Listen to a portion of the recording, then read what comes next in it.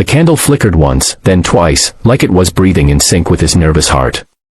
Across the small wooden table, the chair remained empty, the single seat meant for the woman he'd been waiting to meet. Marcus Hale checked his watch for the third time, trying not to let the sting of disappointment show on his face. The restaurant around him hummed with quiet laughter, clinking glasses, and soft piano music, but at his table, there was only silence. The soft light caught the reflection of the untouched coffee in front of him, now cold, a mirror of the emptiness settling inside his chest. He'd told himself this would be different. That maybe this time, after months of loneliness, he'd find someone who could see past his scars, both the visible ones and the ones life had carved deep into his spirit. But the minutes dragged on, and every passing moment felt heavier than the last. His blind date, arranged by a kind coworker, had vanished before it could even begin. He smiled faintly, more to comfort himself than out of any real amusement, thinking maybe fate just wasn't on his side tonight. If you believe in kindness, in forgiveness, and in second chances that come when we least expect them, make sure to like, comment, share, and subscribe to Kindness Corner. Because sometimes, the most beautiful moments arrive right when we've stopped waiting for them. Marcus was about to stand and leave when he heard the sound of tiny footsteps, hesitant but determined. He looked up to see a little girl, no older than 5, standing beside his table. She wore a pale blue dress and her golden curls framed a face so innocent it almost seemed to glow under the warm restaurant lights. She clutched a small stuffed bunny, its ear slightly torn, and looked up at him with a mix of fear and courage. "My mom is sorry she's late," she said softly, her voice barely louder than a whisper. For a second, Marcus thought he'd misheard. But before he could respond, she climbed onto the chair opposite him, her small feet swinging just above the floor.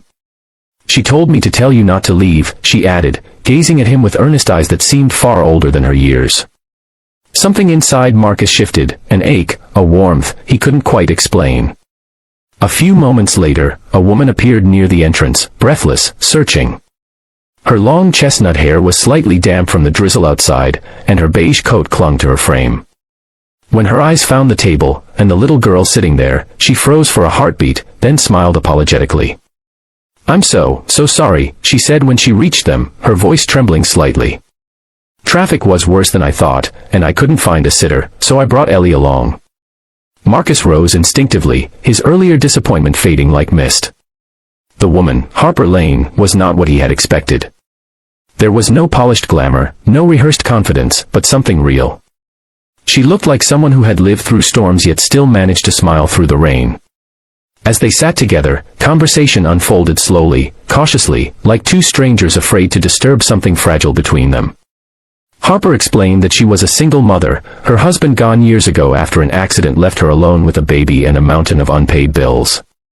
She hadn't planned on dating again, but her best friend insisted she try, for her own heart's sake. Marcus listened, captivated not just by her story but by her quiet strength. He found himself talking too, about how his life had been split between corporate meetings and empty nights since losing his fiancée in a car crash 3 years ago. He hadn't been on a single date since. He'd built walls around his heart, convincing himself that love was something that belonged to the past. But sitting there, watching Harper's little girl feed a sugar cube to her imaginary Tea Party bunny, something in him softened. The night stretched longer than either of them intended. The restaurant emptied slowly, leaving just a few lingering diners and the faint scent of coffee and rain in the air. When Harper went to pay, Marcus stopped her gently, smiling. "Let me," he said. "After all, I made you both wait." Harper hesitated but saw the kindness in his eyes, the kind that didn't demand anything in return, and let him. As they stepped outside, the drizzle had turned into a soft downpour. Harper opened her umbrella, shielding Ellie first, then smiled as Marcus held out his hand to help her navigate the slick pavement. For the first time in a long while, he didn't mind getting wet.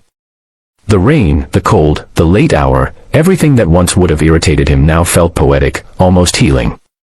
They exchanged numbers, a hesitant promise, but a promise nonetheless.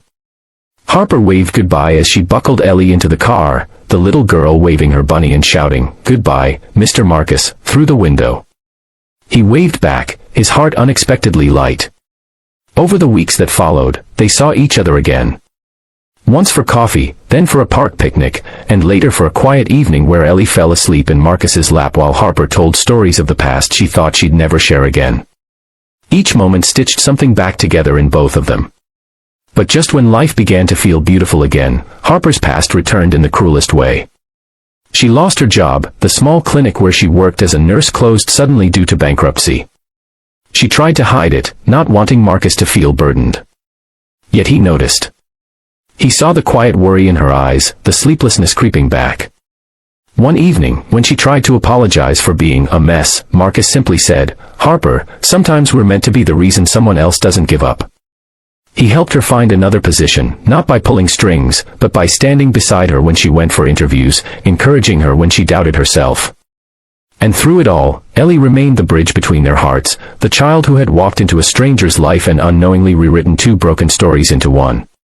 Months later, the same restaurant saw them again, this time, with a small reserved sign at their table. Marcus knelt beside Ellie, pretending to whisper a secret. "Do you think your mom would say yes if I asked her something very important?" The little girl's eyes widened, then sparkled with excitement as she nodded. Harper, watching from a few steps away, laughed nervously as Marcus turned, holding a small velvet box in his hand. No words were needed. Tears glimmered on Harper's cheeks as she nodded, overwhelmed. The restaurant, once a place of disappointment, became the very scene of redemption. The flickering candlelight that once reflected loneliness now shimmered with hope, the kind that only love, patience, and second chances could create. If this story touched your heart, if you believe love can heal even the deepest scars, please like, share, and subscribe to Kindness Corner. Because somewhere in the world, someone is waiting for their moment of unexpected grace. And before we end, tell us in the comments, do you believe second chances come when we least expect them? As the evening faded and the rain whispered softly outside, Marcus looked across the table, not at an empty chair this time, but at the woman and child who had brought color back into his grayscale life. And in that gentle silence, he realized that sometimes, love doesn't walk in when you plan it, it walks in holding a child's hand, saying softly, "My mom is sorry she's late."